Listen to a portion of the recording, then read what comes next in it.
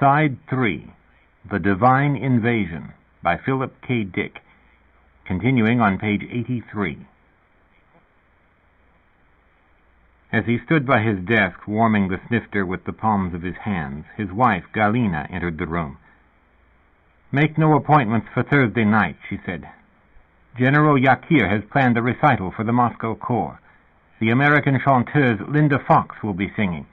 Yakir expects us." "Certainly," Bulkovsky said. "Have roses prepared for the end of the recital." To a pair of robot servants, he said, "Have my valet de chambre remind me." "Don't nod off during the recital," Galina said. "Mrs. Yakir will be hurt. You remember the last time." "The Penderecki abomination," Bulkovsky said, remembering well. He had snored through the Quia Fecit of the Magnificat, and then read about his behavior in intelligence documents a week later. "Remember that as far as informed circles know, you are a born-again Christian," Galina said. "What did you do about those responsible for the loss of the 3 arks?" "They are all dead," Bulkovsky said. He had had them shot. "You could recruit replacement from the UK." "We will have our own soon. I don't trust what the UK sends us. Everyone is for sale. For instance, how much is that chanteuse now asking for her decision?" "The situation is confused," Galina said. "I have read the intelligence reports.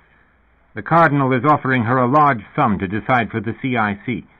I don't think we should try to meet it." "But if an entertainer that popular were to step forth and announce that she had seen the white light and accepted sweet Jesus into her life—" "You did." "But," Bulkovsky said, "you know why." As he had accepted Jesus solemnly, with much pomp, he would presently declare that he had renounced Jesus and returned, wiser now, to the SL. This would have a dire effect on the Curia, and hopefully even on the Cardinal himself. The chief prelate's morale, according to SL psychologists, would be shattered. The man actually supposed that one day everyone associated with the SL would march up to the various offices of the CIC and convert. "What are you doing about that doctor he sent?" Galina said. "Are there any difficulties?" "No." He shook his head. "The forged medical reports keep him busy." Actually, the medical information presented regularly to the physician whom the Cardinal had sent were not forged. They simply pertained to someone other than Bulkovsky, some minor SL person genuinely sick. Bulkovsky had sworn Harms's physician to secrecy, pleading medical ethics as the issue. But of course Dr. Duffy covertly dispatched detailed reports on the procurator's health to the Cardinal's staff at every opportunity. SL intelligence routinely intercepted them, checked to make sure they painted a sufficiently grave picture, copied them, and sent them on. By and large, the medical reports traveled by microwave signal to an orbiting CIC communications satellite, and from there were beamed down to Washington, D.C. However, Dr. Duffy, in a periodic fit of cleverness, sometimes simply mailed the information. This was harder to control. Imagining that he was dealing with an ailing man, and one who had decided for Jesus, the Cardinal had relaxed his stance of vigil regarding the higher activities of the SL. The Cardinal now supposed the procurator to be hopelessly incompetent. "If Linda Fox will not decide for the SL," Galina said, "why don't you draw her aside and tell her that one day on her way to a concert engagement, her private rocket, that gaudy plush thing she flies herself, will go up in a flash of flaming fire?" Gloomily, Bulkovsky said, "Because the Cardinal got to her first. He has already passed the word to her that if she doesn't accept sweet Jesus into her life, bichlorides will find her whether she wants to accept them or not." The tactic of poisoning Linda Fox with small doses of mercury was an artful one. Long before she died, if she did die, she would be as mad as a hatter. Literally, since it had been mercury poisoning, mercury used to process felt hats, that had driven the English hatters of the 19th century into famous organic psychosis. "I wish I had thought of that," Bulkovsky said to himself. Intelligence reports stated that the chanteuse had become hysterical when informed by a CIC agent of what the Cardinal intended if she did not decide for Jesus. Hysteria and then temporary hypothermia, followed by a refusal to sing Rock of Ages in her next concert, as had been scheduled. On the other hand, he reflected, cadmium would be better than mercury because it would be more difficult to detect. The SL secret police had used trace amounts of cadmium on persons for some time, and to good effect. Then money won't influence her, Galina said. I wouldn't dismiss it. It's her ambition to own Greater Los Angeles. Galina said, but if she is destroyed, the colonists will grumble. They're dependent on her. Linda Fox is not a person. She is a class of persons, a type. She is a sound that electronic equipment, very sophisticated electronic equipment, makes. There are more of her. There will always be. She can be stamped out like tires. Well, then don't offer her very much money, Galina laughed. I feel sorry for her, Bulkovsky said. How must it feel, he asked himself, not to exist? That's a contradiction. To feel is to exist. Then he thought, probably she does not feel, because it is a fact that she does not exist, not really. We ought to know. We were the first to imagine her. Or rather, Big Noodle had first imagined the fox. The AI system had invented her, told her what to sing and how to sing it. Big Noodle set up her arrangements, even down to the mixing, and the package was a complete success. Big Noodle had correctly analyzed the emotional needs of the colonists and had come up with a formula to meet those needs. The AI system maintained an ongoing survey, deriving feedback. When the needs changed, Linda Fox changed. It constituted a closed loop. If suddenly all the colonists disappeared, Linda Fox would wink out of existence. Big Noodle would have canceled her, like paper run through a paper shredder.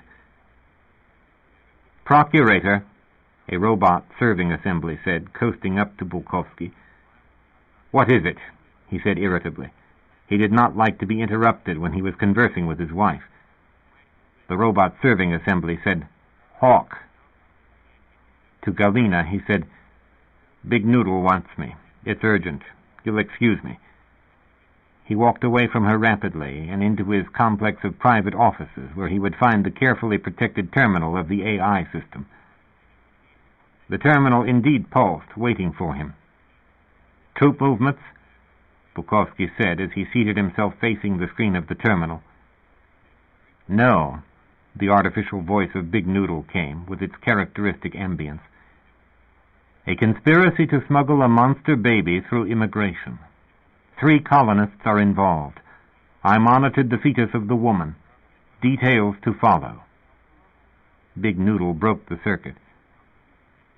Details when? Bulkovsky said, but the AI system did not hear him, having cut itself off. Damn, he thought. It shows me little courtesy. Too busy deconstructing the ontological proof of the existence of God. Cardinal Fulton Statler Harms received the news from Big Noodle with his customary aplomb. Thank you very much, he said, as the AI system signed off. Something alien, he said to himself. Some sport that God never intended should exist. This is the truly dreadful aspect of space migration. We do not get back what we send out. We get in return the unnatural. Well, he thought, we shall have it killed. However, I will be interested to see its brain print. I wonder what this one is like. A snake within an egg, he thought. A fetus within a woman. The original story retold. A creature that is subtle. The serpent was more crafty than any wild creature that the Lord God had made. Genesis chapter 3, verse 1. What happened before is not going to happen again. We will destroy it this time, the evil one, in whatever form it now has taken. He thought, I shall pray on it. Excuse me, he said to his small audience of visiting priests who waited outside in the vast lounge. I must retire to my chapel for a little while. A serious matter has come up. Presently he knelt in silence and gloom, with burning candles off in the far corners, the chamber and himself hallowed. Father, he prayed, Teach us to know thy ways and to emulate thee. Help us to protect ourselves and guard against the evil one. May we foresee and understand his wiles, for his wiles are great, his cunning also. Give us the strength, lend us thy holy power, to ferret him out wherever he is. He heard nothing in response. It did not surprise him. Pious people spoke to God, and crazy people imagined that God spoke back. His answers had to come from within himself, from his own heart. But of course the Spirit guided him. It was always thus. Within him, the Spirit, in the form of his own proclivities, ratified his original insight. Thou shalt not suffer a witch to live, included in its domain the smuggled mutation.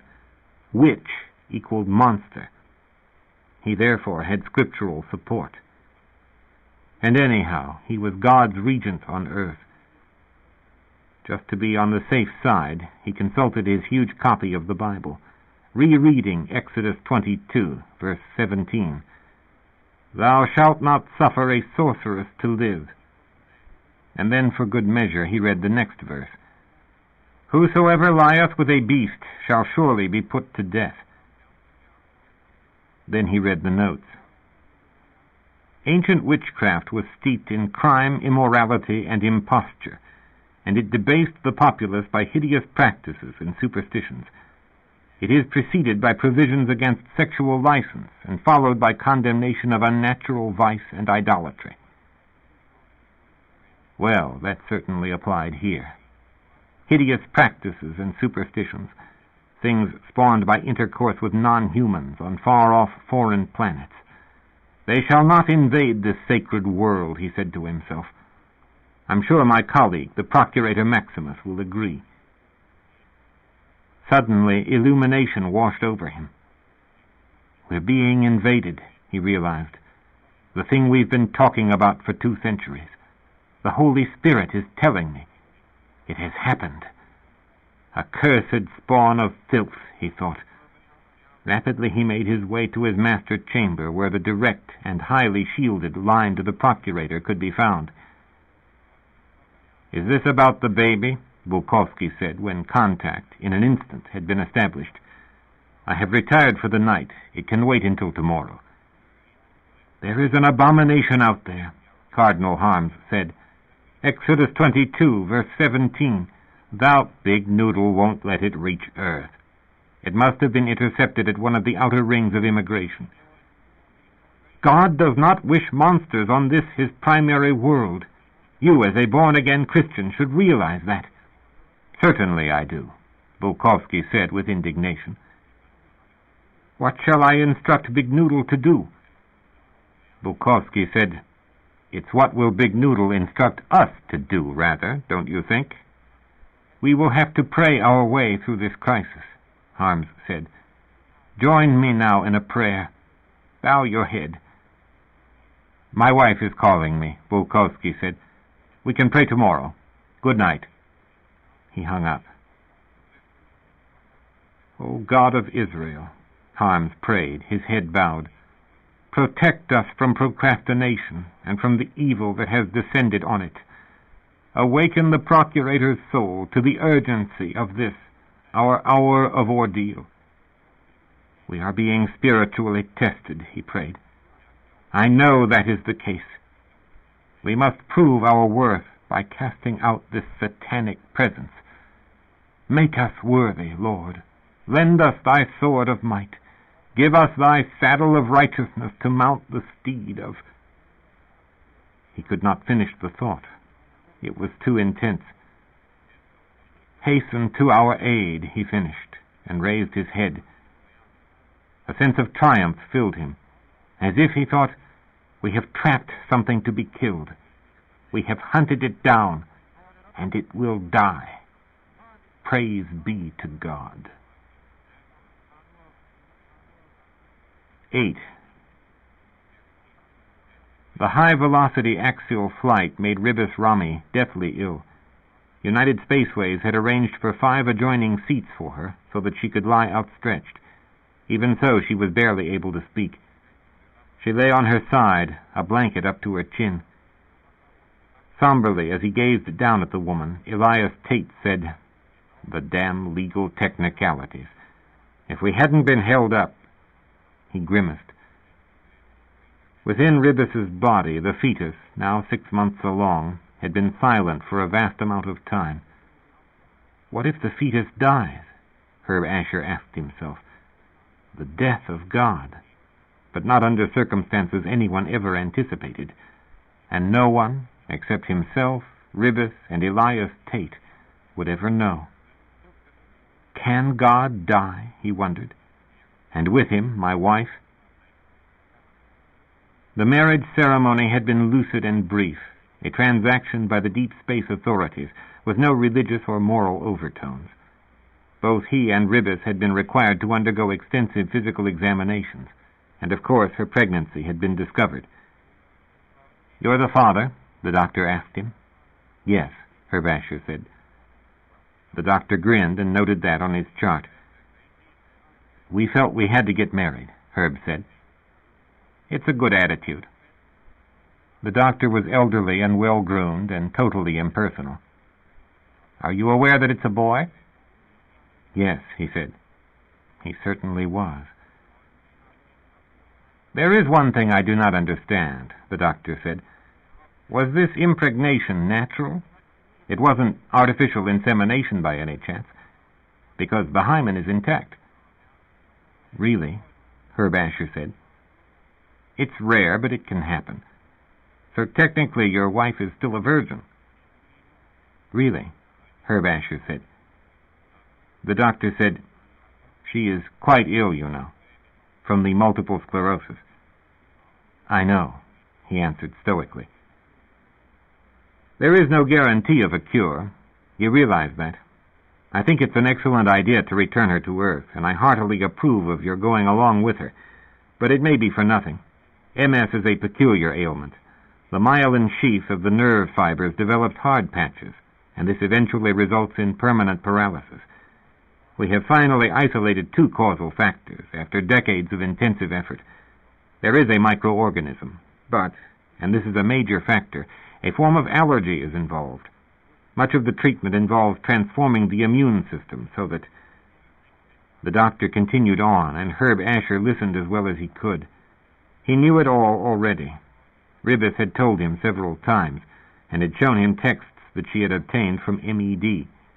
Like her, he had become an authority on the disease. "Could I have some water?" Ribis murmured, lifting her head. Her face was blotched and swollen, and Herb Asher could understand her only with difficulty. A stewardess brought Ribis a paper cup of water. Elias and Herb lifted her to a sitting position, and she took the cup in her hands. Her arms, her body, trembled. "It won't be much longer," Herb Asher said. "Christ," Ribis murmured. "I don't think I'm going to make it. Tell the stewardess I'm going to throw up again. Make her bring back that bowl. Jesus." She sat up fully, her face stricken with pain. The stewardess, bending down beside her, said, "We'll be firing the retrojets in 2 hours, so if you can just hold on." "Hold on?" Ribis said.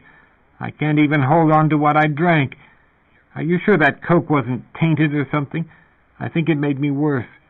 Don't you have any ginger ale? If I had some ginger ale, maybe I could keep from..."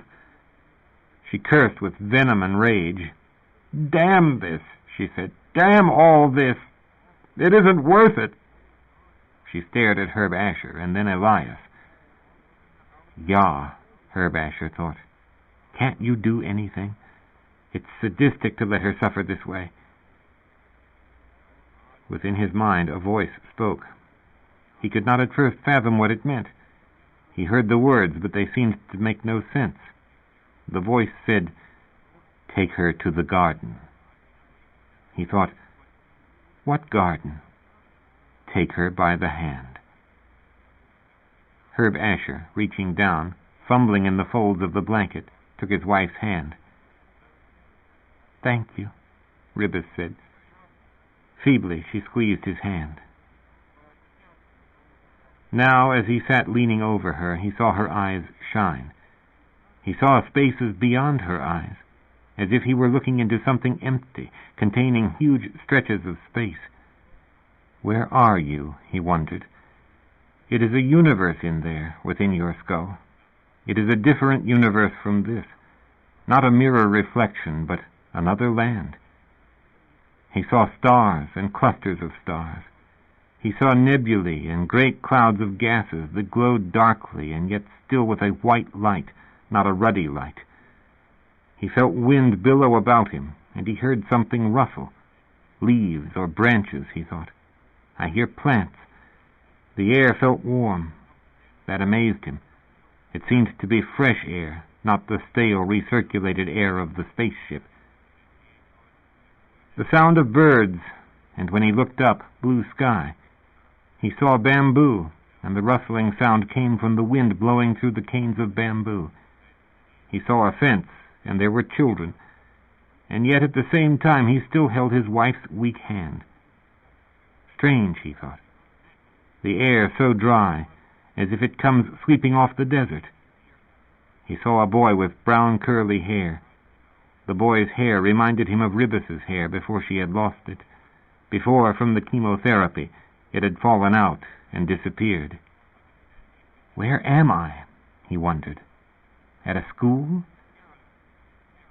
Beside him, fussy Mr. Plowdett told him pointless stories having to do with the school of financial needs, the school of problems. He wasn't interested in the school's problems. He was interested in his son's brain damage. He wanted to know all about it. What I can't understand, Plowdett was saying, is why they kept you in suspension for 10 years for a spleen. For heaven's sake, a splenectomy is a normal and regular type of surgery, and there is frequently a splenolist that can be... Which hemisphere of his brain is damaged? Herb Asher interrupted. Mr. Tate has all the medical reports, but I'll go to our computer and ask for a printout. Manny seems a little afraid of you, but I suppose it's because he's never seen his father before. I'll stay out here with him, Herb said, while you get me the printout. I want to know as much as possible about the injury. Herb, Ribis said. Startled, he realized where he was. Aboard the United Spaceway's XR-4 axial flight from Fomalhaut to the Sol system. In 2 hours, the first immigration party would board the ship and make their preliminary inspection. Herb, his wife whispered, I just saw my son. A school, Herb Asher said, where he's going to go. I don't think I'll live to be there, Ribis said. I have a feeling he was there, and you were there, and a noisy little rat-like man who babbled on, but I wasn't anywhere around. I looked. I kept looking.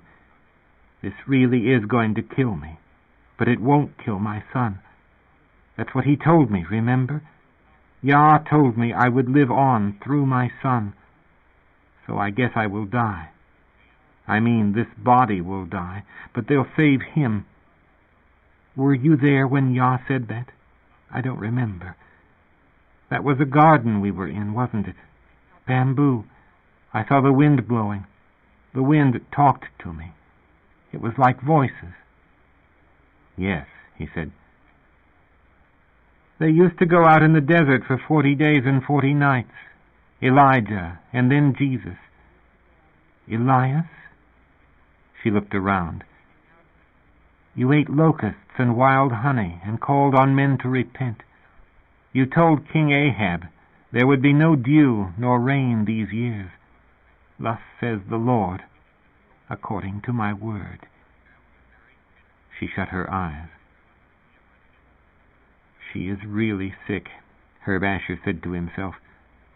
But I saw her son, beautiful and wild and something more, timid. Very human, he thought.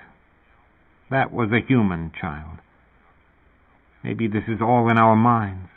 Maybe the Clems have occluded our perceptions so that we believe and see and experience, but it is not real. I give up, he thought. I just don't know. Something to do with time. He seems able to transform time.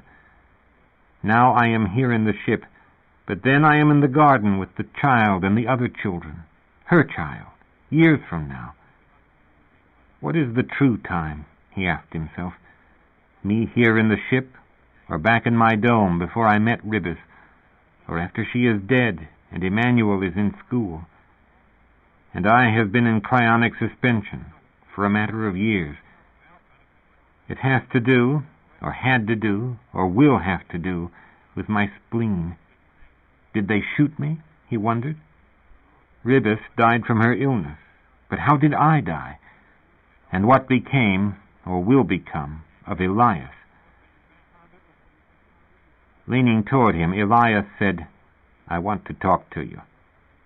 He motioned Herb Asher away from Ribis and away from the other passengers. We are not to mention Yah. We will use the word Jehovah from now on. It's a word coined in 1530. It's all right to say it. You understand the situation. Immigration will try to tap our minds with psychotronic listening devices, but Jehovah will cloud our minds, and they will get little or nothing. But this is the part that is hard to say. Jehovah's power wanes from here on. The zone of Belial begins soon.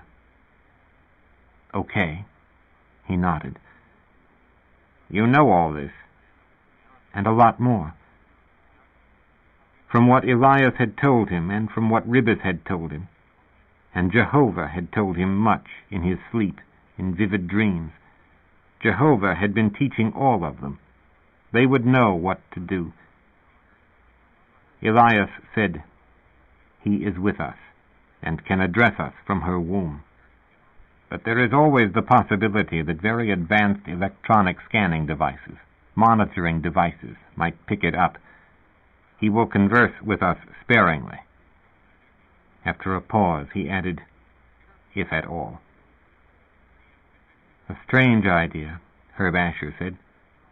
I wonder what the authorities would think if their intelligence-gathering circuitry picked up the thoughts of God. Well, Elias said, they wouldn't know what it was. I know the authorities of Earth. I have dealt with them for 4,000 years, in situation after situation, country after country, war after war. I was with Graf Egremont in the Dutch Wars of Independence, the 30 Years' War. I was present the day he was executed. I knew Beethoven, but perhaps knew is not the word. You were Beethoven, Herb Asher said. Part of my spirit returned to Earth and to him, Elias said. Vulgar and fiery, Herb thought, passionately dedicated to the cause of human freedom, walking hand in hand with his friend Goethe, the two men stirring the new life of the German Enlightenment. Who else were you? He said. Many people in history. Tom Paine? We engineered the American Revolution, Elias said. A group of us. We were the Friends of God at one time, and the Brothers of the Rosy Cross in 1615. I was Jakob Böhmer, but you wouldn't know of him. My spirit doesn't dwell alone in a man. It is not incarnation. It is part of my spirit returning to Earth to bond with a human whom God has selected. There are always such humans, and I am there. Martin Buber was one such man. God rest his noble soul. That dear and gentle man. The Arabs, too, placed flowers on his grave. Even the Arabs loved him. Elias fell silent. Some of the men I sent myself to were better men than I was, but I have the power to return. God granted it to me well, it was for Israel's sake. A hint of immortality for the dearest people of all. You know, Herb, God offered the Torah, it is said, to every people in the world back in ancient times, before he offered it to the Jews, and every nation rejected it for one reason or another. The Torah said, "Thou shalt not kill," and many could not live by that. They wanted religion to be separate from morality. They didn't want religion to hobble their desires. Finally, God offered it to the Jews, who accepted it. The Torah is the law, Herb said. It is more than the law. The word law is inadequate. Even though the New Testament of the Christians always uses the word law for Torah, Torah is the totality of divine disclosure by God. It is alive. It existed before creation. It is a mystic, almost cosmic entity. The Torah is the Creator's instrument. With it he created the universe, and for it he created the universe. It is the highest idea and the living soul of the world.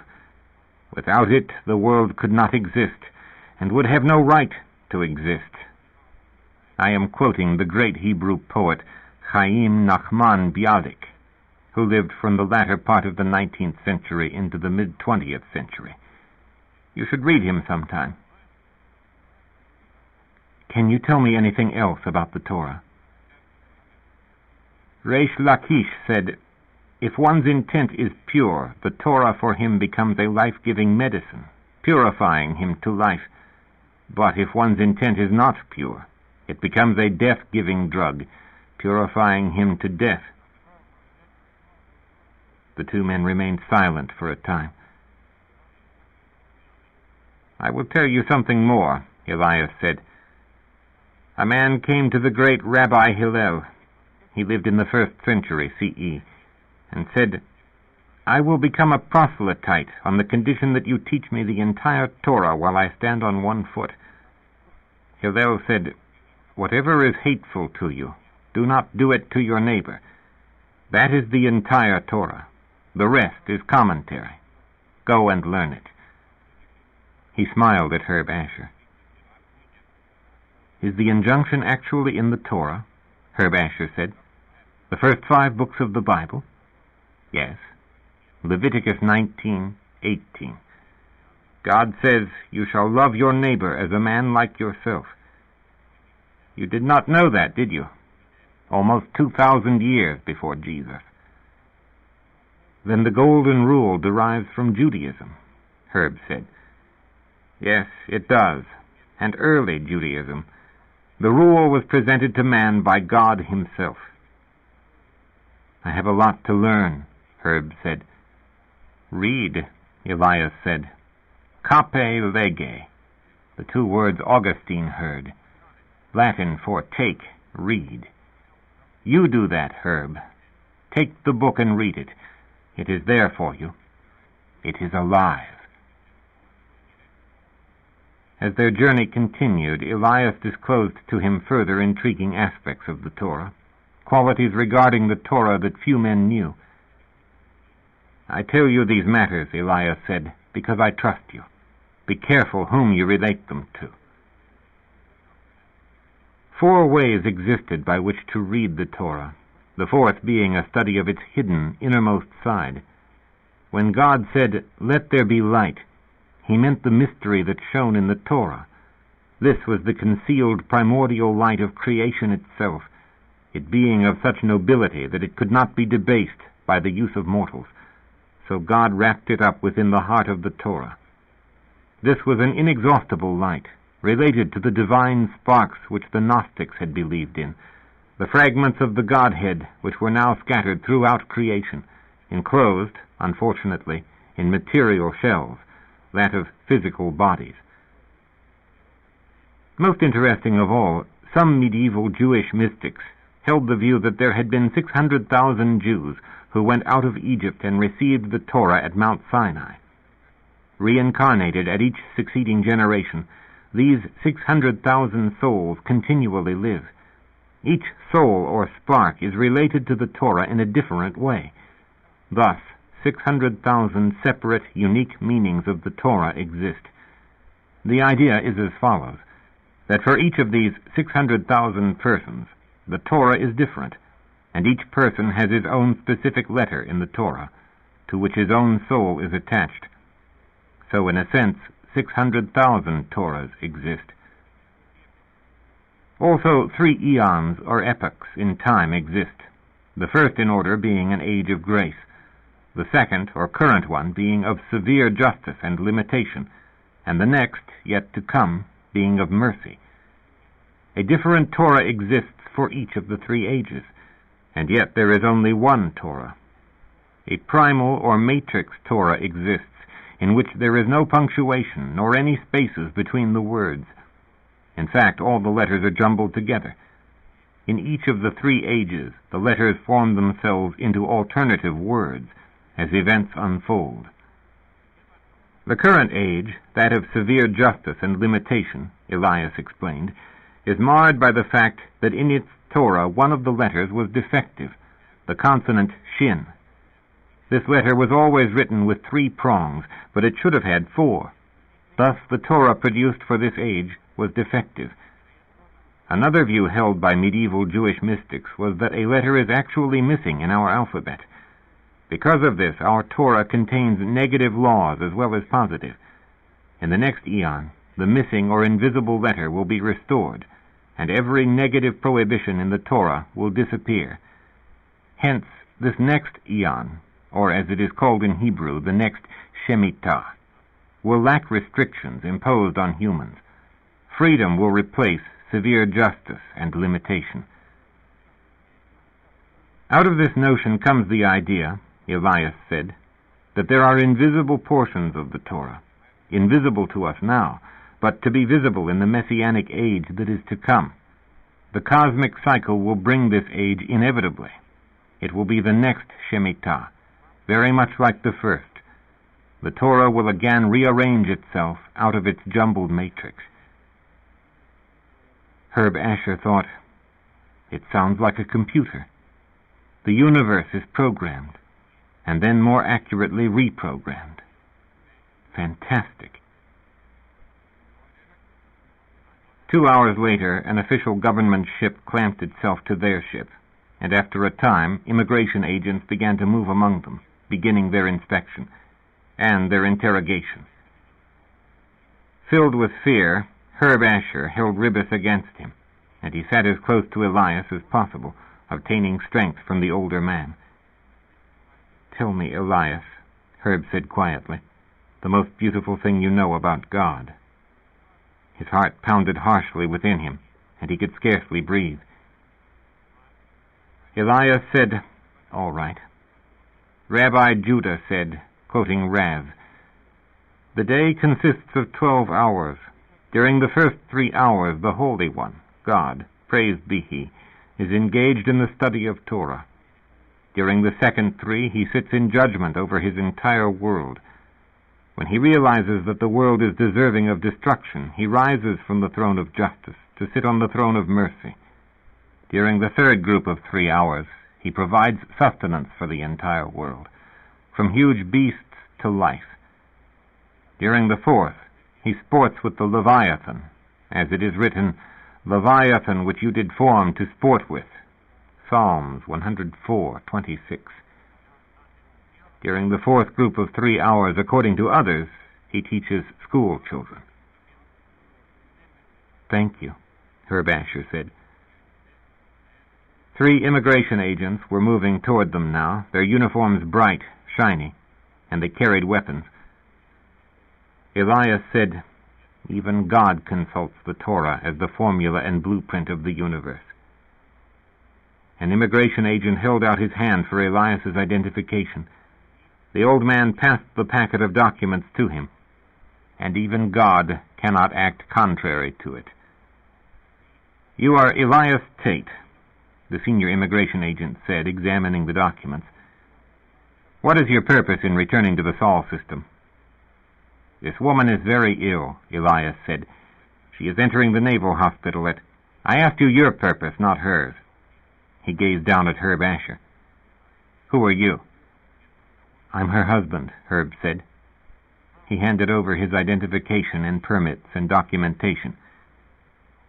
"She is certified as not contagious?" The senior immigration agent said. "It's multiple sclerosis," Herb said, "which is not—" "I didn't ask you what she has. I asked you if it is contagious." "I'm telling you," he said. "I'm answering your question." "Get up." He stood. "Come with me." The senior immigration agent motioned Herb Asher to follow him up the aisle. Elias started to follow, but the agent shoved him back bodily. "Not you." Following the immigration agent, Herb Asher made his way step by step up the aisle to the rear of the ship. None of the other passengers was standing. He alone had been singled out. In a small compartment marked Crew Only, the senior immigration agent faced Herb Asher, staring at him silently. The man's eyes bulged as if he were unable to speak, as if what he had to say could not be said. Time passed. What the hell is he doing? Herb Asher asked himself. Silence. The raging stare continued. "Okay," the immigration agent said. "I give up. What is your purpose in returning to Earth?" "I told you." "Is she really sick?" "Very. She's dying." "Then she's too sick to travel. It makes no sense." "Only on Earth are there facilities where—" "You are under Terran law now," the immigration agent said. "Do you want to serve time for giving false information to a federal officer? I'm sending you back to Fomalhaut, the three of you. I don't have any more time. Go back to where you were sitting and remain there until you're told what to do." A voice, a neutral, dispassionate voice, neither male nor female, a kind of perfect intelligence, spoke inside Herb Asher's head. "At Bethesda they want to study her disease." He started visibly. The agent regarded him. "At Bethesda," he said, "they want to study her disease." "Research?" "It's a microorganism. You said it isn't contagious." The neutral voice said, "Not at this stage." "Not at this stage," he said aloud. "Are they afraid of plague?" the immigration agent said abruptly. Herb Asher nodded. "Go back to your seat." The agent irritably waved him away. "This is out of my jurisdiction. You have a pink form, Form 368, properly filled out and signed by a doctor?" Yes, it was true. "Are either you or the older man with you infected?" The voice inside his head said, "Only Bethesda can determine that." He had, suddenly, a vivid inner glimpse of the person whose voice he heard. He saw in his own mind a visage, female, a placid but strong face.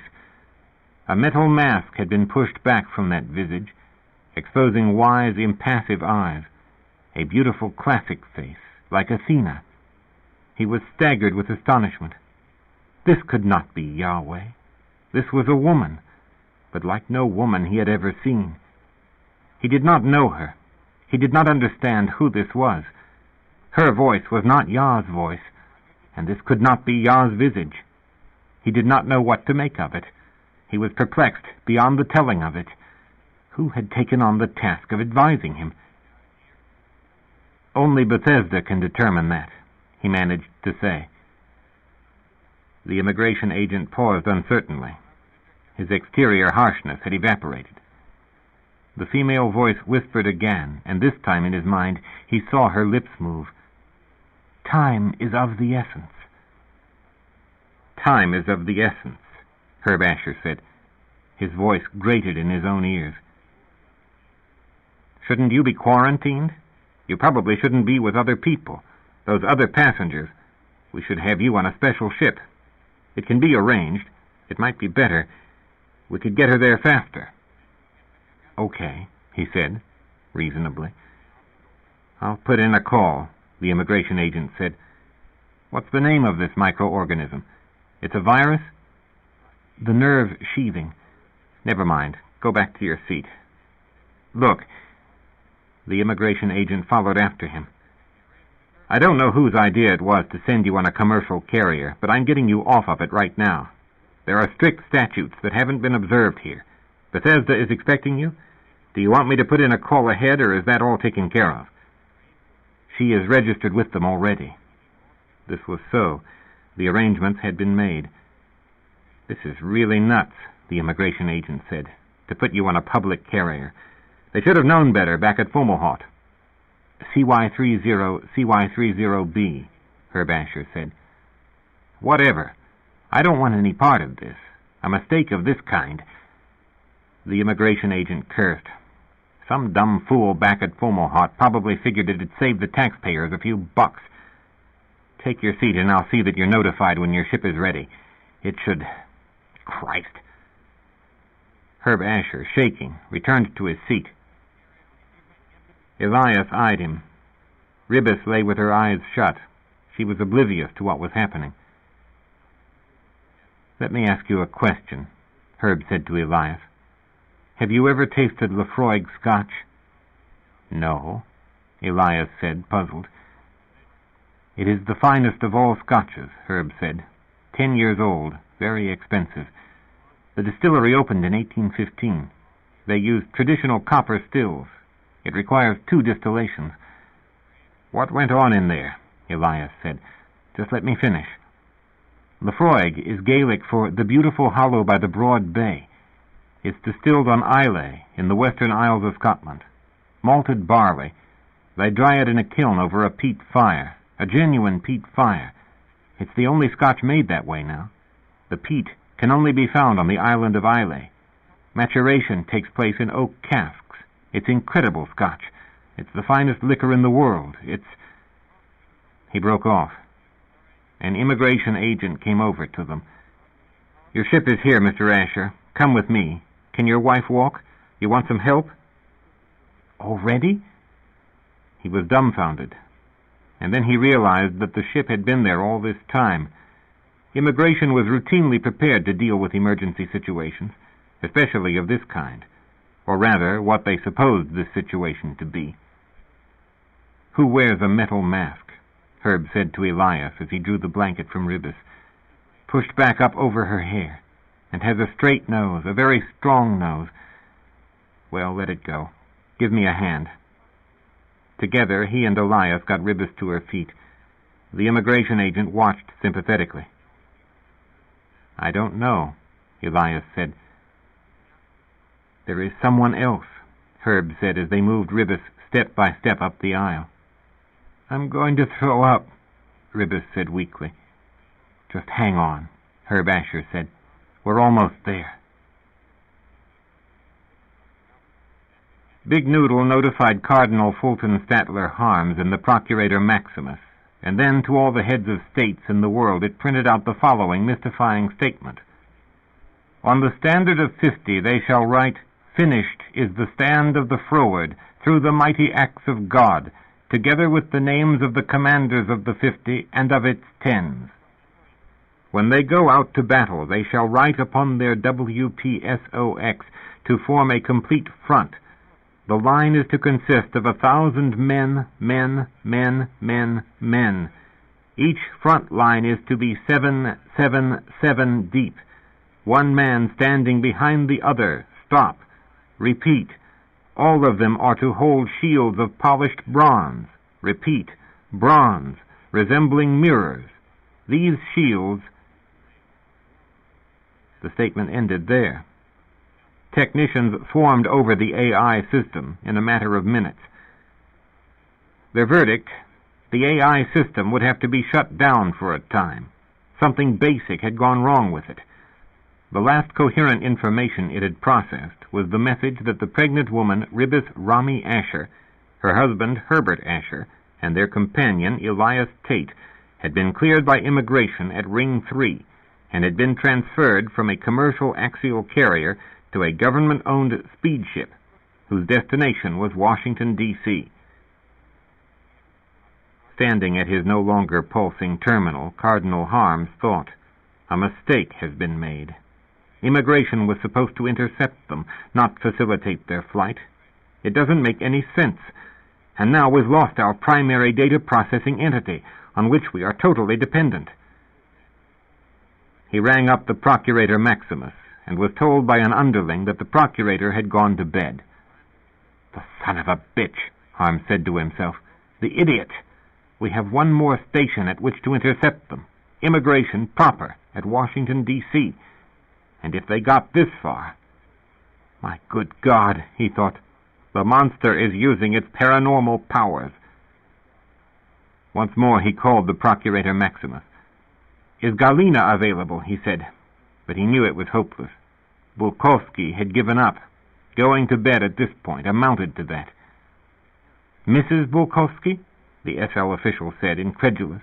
Of course not. Your general staff, one of your marshals. The procurator will return your call, the SL functionary informed him. Obviously, they had orders from Bukowski not to disturb him. Christ, Harms said to himself as he slammed down the phone mechanism. The screen faded. Something has gone wrong, Harms realized. They should not have gotten this far. And Big Noodle knew it. The AI system had literally gone insane. That was not a technical breakdown, he realized. That was a psychotic fugue. Big Noodle understood something, but could not communicate it. Or had the AI system in fact communicated it? What, Harms asked himself, was that gibberish? He contacted the highest order of computers remaining, the one at Caltech. After transmitting the puzzling material to it, he gave instructions that the material be identified. The Caltech computer identified it 5 minutes later. Qumran Scroll, The War of the Sons of Light and the Sons of Darkness. Source, Jewish ascetic sect Essenes.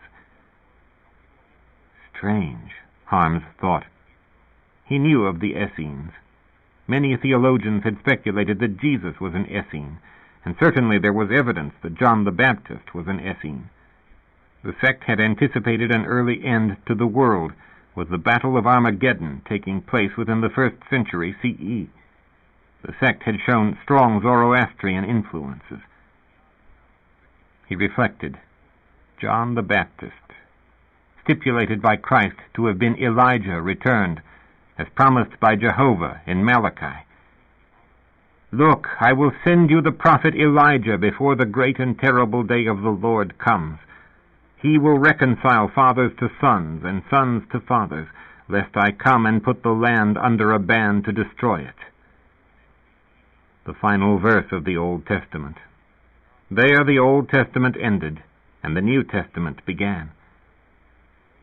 Armageddon, he pondered. The final battle between the sons of darkness and the sons of light, between Jehovah and... What had the Essenes called the evil power? Belial, that was it. That was their term for Satan. Belial would lead the sons of darkness. Jehovah would lead the sons of light. This would be the 7th battle. There will be 6 battles, 3 of which the sons of light will win, and 3 of which the sons of darkness will win, leaving Belial in power. But then Jehovah himself takes command, in what amounts to a tiebreaker. The monster in her womb is Belial, Cardinal Harms realized. He has returned to overthrow us, to overthrow Jehovah, whom we serve. The divine power itself is now in jeopardy, he declared. He felt great wrath. It seemed to the Cardinal at this point that meditation and prayer were called for, and a strategy by which the invaders would be destroyed when they reached Washington, D.C. If only Big Noodle had not broken down. Glumly, he made his way to his private chapel. 9. The procurator said, "We will wreck their ship. There is no particular problem. An accident will take place. The 3 of them, 4 if you include the fetus, will be killed." To him it seemed simple. At his end of the line, Cardinal Harms said, "They will evade it. Don't ask me how." His gloom had not departed. "You have jurisdiction in Washington, D.C., the procurator said. "Order their ship destroyed. Order it now." Now was 8 hours later, 8 precious hours during which the procurator had peacefully slept. Cardinal Harms glared at his co-ruler. Or, he thought suddenly, had Bukowski been struggling to find a solution? Perhaps he had not slept at all. This solution sounded like Galina's. They had conferred, the 2 of them.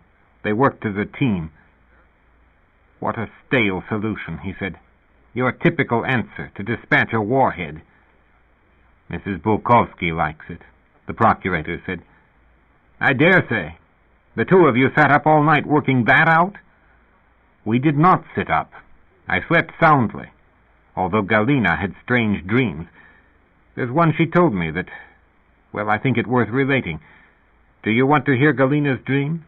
I'd like your opinion about it, since it seems to have religious overtones. Shoot, Harms said. A huge white fish lies in the ocean, near the surface, as a whale does. It is a friendly fish. It swims toward us. I mean, toward Galina. There is a series of canals with locks.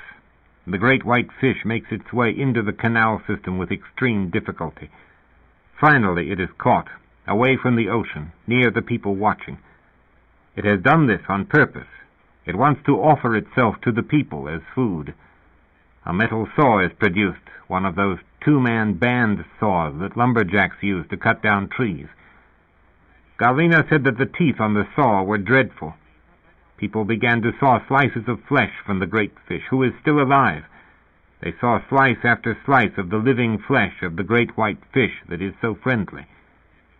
In the dream, Galina thinks, this is wrong. We are injuring the fish too much. Bukovsky paused. Well, what do you say?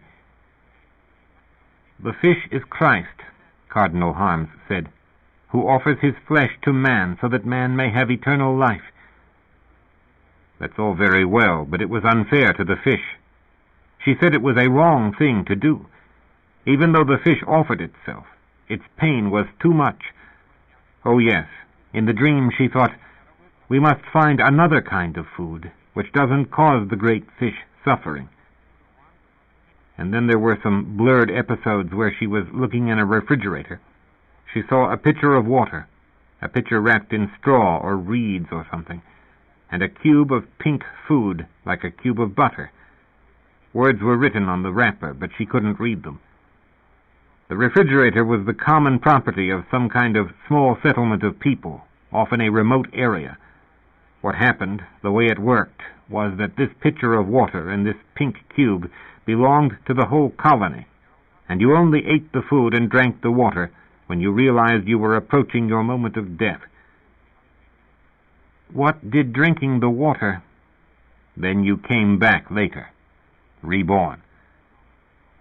Harms said, that is the host under the two species, the consecrated wine and wafer, the blood and body of our Lord, the food of eternal life.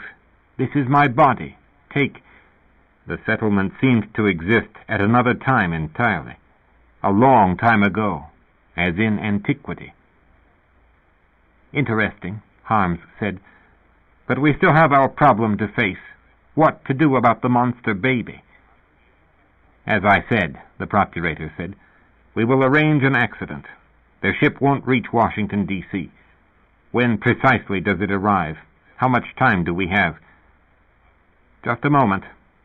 Harms pressed keys on the board of a small computer terminal. Christ, he said. What's the matter? It only takes seconds to dispatch a small missile. You have them in that area. Harms said, their ship has landed. While you slept.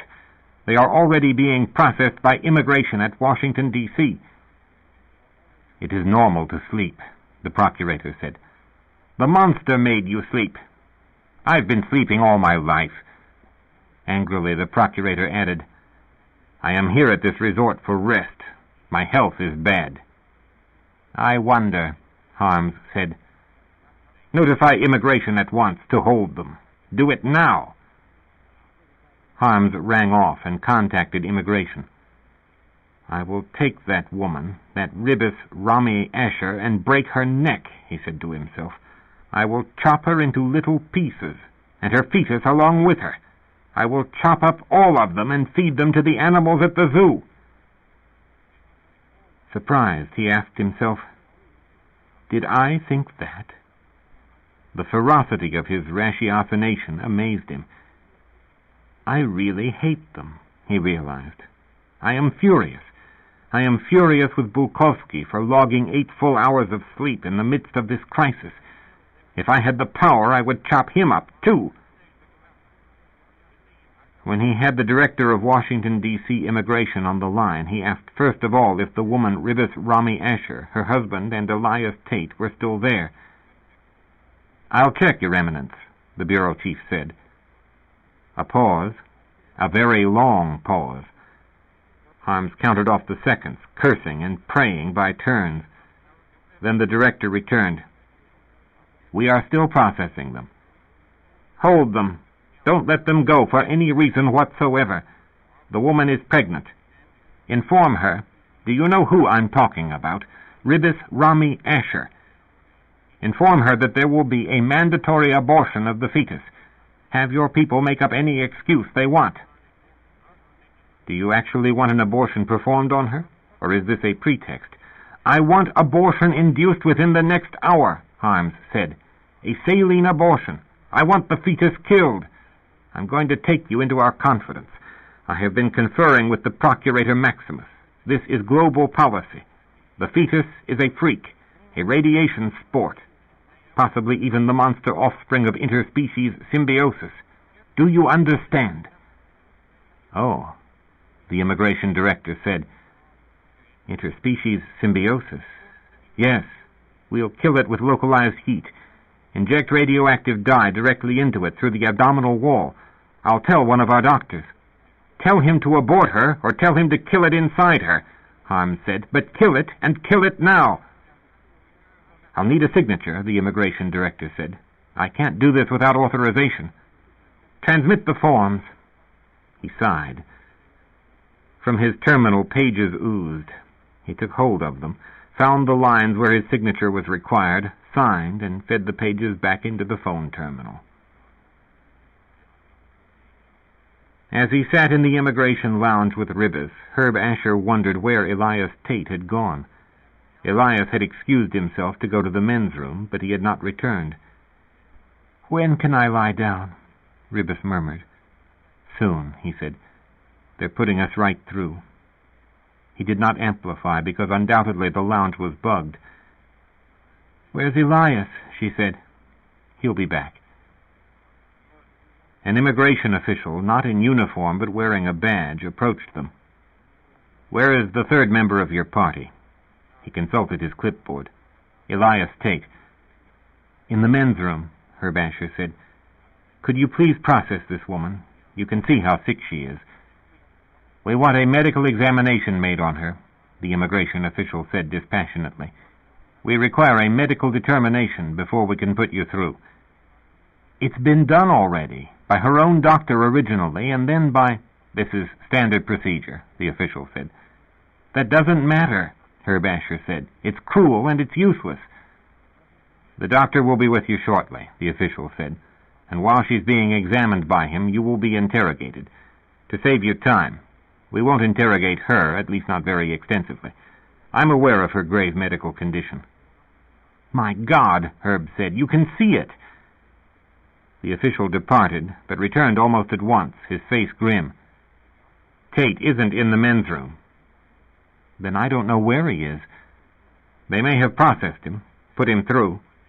The official hurried off, speaking into a handheld intercom unit. "I guess Elias got away," Herb Asher thought. "Come in here," a voice said. It was a woman doctor in a white smock. Young, wearing glasses, her hair tied back in a bun, she briskly escorted Herb Asher and his wife down a short, sterile-looking and sterile-smelling corridor into an examination room. "Lie down, Mrs. Asher," the doctor said, helping Ribis to an examination table. "Rami Asher," Ribis said as she got up painfully onto the table. "Can you give me an IV antiemetic? And soon? I mean now?" "In view of your wife's illness," the doctor said to Herb Asher as she seated herself at her desk, "why wasn't her pregnancy terminated?" "We've been through all this," he said savagely. "We may still require her to abort. We do not wish a deformed infant born. It's against public policy." Staring at the doctor in fear, Herb said, "But she's 6 months into her pregnancy." "We have it down as 5 months," the doctor said. "Well within the legal period." "You can't do it without her consent," Herb said. His fear became wild. "The decision," the doctor told him, "is no longer yours to make, now that you have returned to Earth. A medical board will study the matter." It was obvious to Herb Asher that there would be a mandatory abortion. He knew what the board would decide, had decided. In the corner of the room, a piped-in music source gave forth the odious background noise of soupy strings. The same sound, he realized, that he had heard off and on at his dome. But now the music changed, and he realized that a popular number of the Foxes was coming up. As the doctor sat filling out medical forms, the Fox's voice could distantly be heard. It gave him comfort. "Come again. Sweet love doth now invite thy graces that refrain to do me due delight." The lady doctor's lips moved reflexively in synchronization with the Fox's familiar Dowland song. All at once Herb Asher became aware that the voice from the speaker only resembled the Fox's. The voice was no longer singing. It was speaking. The faint voice said distinctly, "There will be no abortion. There will be a birth." At her desk, the doctor seemed unaware of the transition. Yah had cooked the audio signal, Herb Asher realized. As he watched, he saw the doctor pause, pen lifted from the page before her. "Subliminal," he said to himself as he watched the doctor hesitate. The woman still imagines she is hearing a familiar song, familiar lyrics. She is in a kind of spell, as if hypnotized. The song resumed. "We can't abort her legally if she's 6 months along," the doctor said hesitantly. "Mr. Asher, there must be an error. We have her down as 5 months into her pregnancy. But if you say 6, then—" "Examine her if you want," Herb Asher said.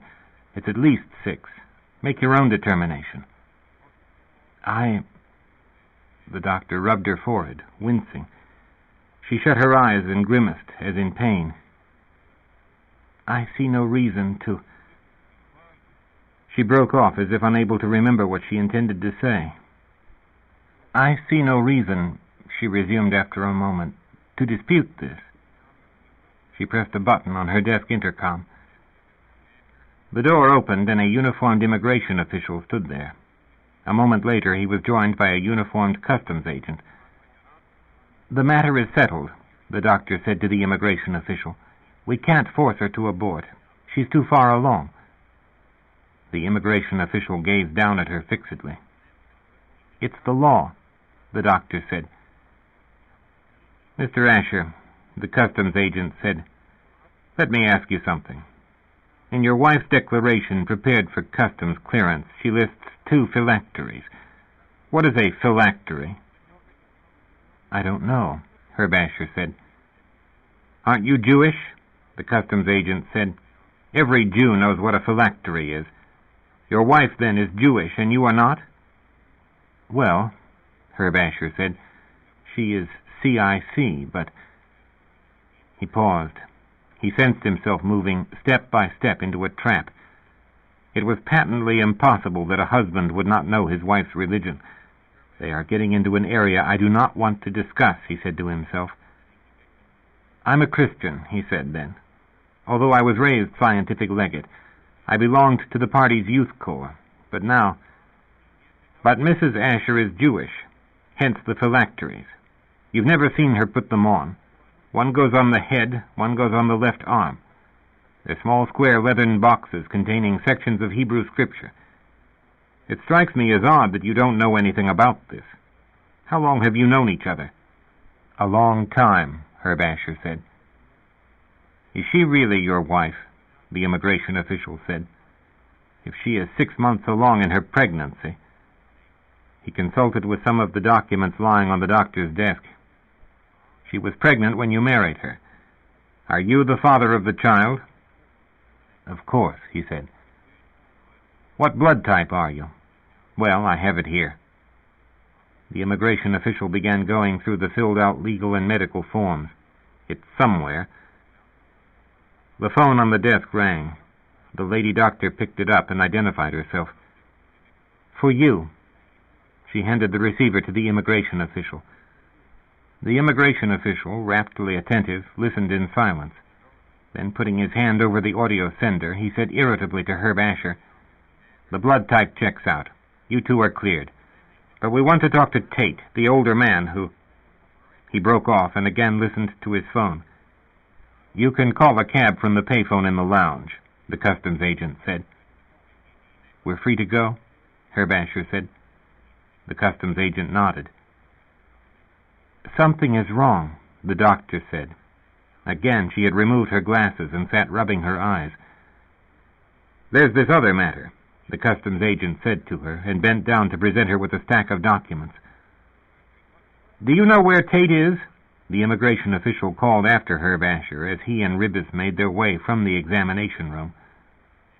No, I don't, Herb said, and found himself in the corridor. Supporting Ribbis, he walked step by step back down the corridor to the lounge.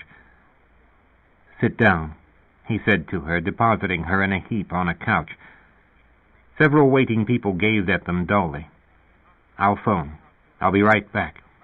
Do you have any change? I need a $5 piece. Christ, Ribbis murmured. No, I don't have. We got through, he said to her in a low voice. Okay, she said angrily. I'll phone for a cab. Going through his pockets, searching for a $5 piece, he felt elated. Yah had intervened, distantly and feebly, but it had been enough. 10 minutes later, they and their luggage were aboard a yellow fly cab rising up from the Washington, D.C. spaceport, heading in the direction of Bethesda Chevy Chase. Where the hell is Elias? Ribbis managed to say. He drew their attention, Herb said. He diverted them, away from us. Great, she said. So now he could be anywhere. All at once, a large commercial fly car came hurtling toward them at reckless speed. The robot driver of the cab cried out in dismay, and then the massive fly car sideswiped them. It happened in an instant. Violent waves of concussion hurled the cab in a downward spiral. Herb Asher clutched his wife against him. Buildings bloomed into hugeness, and he knew absolutely and utterly what had happened. The bastards, he thought in pain. He hurt physically. He ached from the realization. Warning beepers in the cab had gone off. Yah's protection wasn't enough, he realized as the cab spun lower and lower like a falling, withered leaf. It's too weak here. The cab struck the edge of a high-rise building. Darkness came, and Herb Asher knew no more. He lay in a hospital bed, wired up and tubed up to countless devices like a cyborg entity. Mr. Asher, a voice was saying, a male voice.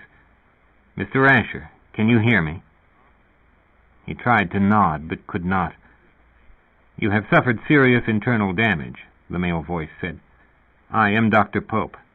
You've been unconscious for 5 days. Surgery was performed on you, but your ruptured spleen had to be removed. That's only a part of it. You are going to be put into cryonic suspension until replacement organs. Can you hear me? Yes, he said. Until replacement organs available from donors can be procured. The waiting list isn't very long. You should be in suspension for only a few weeks. How long, specifically? My wife. Your wife is dead. She lost brain function for too long a time. We had to rule out cryonic suspension for her. It wouldn't have been of any use. The baby. The fetus is alive, Dr. Pope said. Your wife's uncle, Mr. Tate, has arrived and has taken legal responsibility. We've removed the fetus from her body and placed it in a syntho-womb. According to all our tests, it was not damaged by the trauma, which is something of a miracle. Grimly, Herb Asher thought, exactly. Your wife asked that he be called Emmanuel, Dr. Pope said. I know. As he lost consciousness, Herb Asher said to himself, Yah's plans have not been completely wrecked. Yah has not been defeated entirely. There is still hope, but not very much. Belial, he whispered. Pardon me? Dr. Pope leaned close to hear. Belial? Is that someone you want us to contact? Someone who should know? Herb Asher said, "He knows." The chief prelate of the Christian Islamic Church said to the Procurator Maximus of the Scientific Legate, "Something went wrong. They got past immigration." "Where did they go? They have to have gone somewhere." "Elias Tate disappeared even before the customs inspection. We have no idea where he is. As for the Ashers," the cardinal hesitated, "they were last seen leaving in a cab. I'm sorry." Bulkowski said, "We will find them." "With God's help," the cardinal said, and crossed himself. Bulkowski, seeing that, did likewise. "The power of evil," Bulkowski said. "Yes," the cardinal said, "that is what we are up against." "But it loses in the end." "Yes, absolutely." "I am going to the chapel now, to pray. I advise you to do the same." Raising an eyebrow, Bulkowski regarded him. His expression could not be read. It was intricate. 10. When Herb Asher awoke, he was told perplexing facts. He had spent not weeks, but years in cryonic suspension. The doctors could not explain why it had taken so long to obtain replacement organs. Circumstances, they told him, beyond our control. Procedural problems. He said, "What about Emmanuel?" Dr. Pope, who looked older and grayer and more distinguished than before, said, "Someone broke into the hospital and removed your son from the Syntha womb."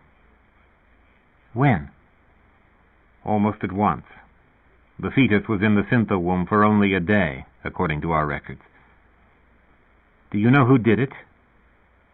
"According to our videotapes, we monitor our Syntha wombs constantly. It was an elderly bearded man."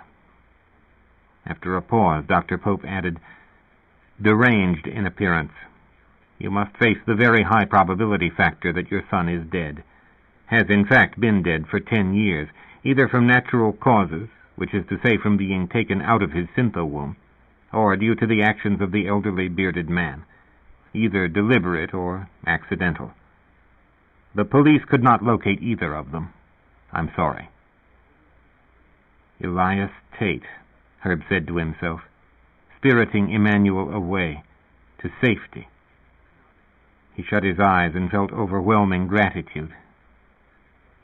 "How do you feel?" Dr. Pope inquired. "I dreamed. I didn't know that people in cryonic suspension were conscious." "You weren't." "I dreamed again and again about my wife." He felt bitter grief hover over him and then descend on him, filling him. The grief was too much. "Always I found myself back there with her. When we met, before we met, the trip to Earth, little things, dishes of spoiled food. She was sloppy." "But you do have your son." "Yes," he said. He wondered how he would be able to find Elias and Emmanuel. They will have to find me, he realized. For a month he remained at the hospital, undergoing remedial therapy to build up his strength, and then on a cool morning in mid-March the hospital discharged him. Suitcase in hand, he walked down the front steps, shaky and afraid, but happy to be free. Every day during his therapy he had expected the authorities to come swooping down on him. They did not. He wondered why. As he stood with a throng of people trying to flag down a fly-car yellow cab, he noticed a blind beggar standing off to one side, an ancient, white-haired, very large man wearing soiled clothing. The old man held a cup. "Elias," Herb Asher said. Going over to him, he regarded his old friend. Neither of them spoke for a time, and then Elias Tate said, "Hello, Herbert." "Ribbis told me you often take the form of a beggar," Herb Asher said. He reached out to put his arms around the old man, but Elias shook his head. "It is Passover," Elias said. and I am here. The power of my spirit is too great. You should not touch me. It is all my spirit now, at this moment." "You are not a man," Herb Asher said, awed. "I am many men," Elias said. "It's good to see you again. Emmanuel said you would be released today." "The boy is all right?" "He is beautiful." "I saw him," Herb Asher said, "once, a while ago, in a vision that—" He paused. "Jehovah sent to me, to help me." "Did you dream?" Elias asked. "About Ribis, and about you as well, about everything that happened. I lived it over and over again." "But now you are alive again," Elias said. "Welcome back, Herbert Asher. We have much to do." "Do we have a chance? Do we have any real chance?" "The boy is 10 years old," Elias said. "He has confused their wits, scrambled up their thinking. He has made them forget. But—" Elias was silent a moment. "He, too, has forgotten. You will see. A few years ago he began to remember. He heard a song, and some of his memories came back. Enough, perhaps, or maybe not enough. You may bring back more. He programmed himself originally, before the accident." With extreme difficulty, Herb Asher said, "He was injured, then, in the accident?" Elias nodded, somberly. "Brain damage," Herb Asher said. He saw the expression on his friend's face. Again the old man nodded. The elderly beggar with the cup, the immortal Elijah, here at Passover, as always. The eternal, helping friend of man, tattered and shabby and very wise. Zena said, "Your father is coming, isn't he?" Together they sat on a bench in Rock Creek Park, near the frozen-over water. Trees shaded them with bare, stark branches. The air had turned cold, and both children wore heavy clothing. But the sky overhead was clear. Emmanuel gazed up for a time. "What does your slate say?" Zena asked. "I don't have to consult my slate." "He isn't your father." Emmanuel said, "He's a good person. It's not his fault that my mother died. I'll be happy to see him once more. I've missed him." He thought, it's been a long time, according to the scale by which they reckon here in the lower realm. What a tragic realm this is, he reflected. Those down here are prisoners, and the ultimate tragedy is that they don't know it. They think they are free because they have never been free and do not understand what it means. This is a prison, and few men have guessed. But I know, he said to himself, because that is why I am here, to burst the walls, to tear down the metal gates, to break each chain. Thou shalt not muzzle the ox as he treadeth out the corn, he thought, remembering the Torah.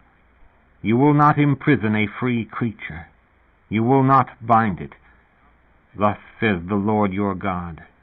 Thus I say. They do not know whom they serve. This is the heart of their misfortune, service in error to a wrong thing. They are poisoned as if with metal, he thought, metal confining them and metal in their blood. This is a metal world, driven by cogs, a machine that grinds along, dealing out suffering and death. They are so accustomed to death, he realized, as if death, too, were natural. How long it has been since they knew the garden, the place of resting animals and flowers. When can I find for them that place again?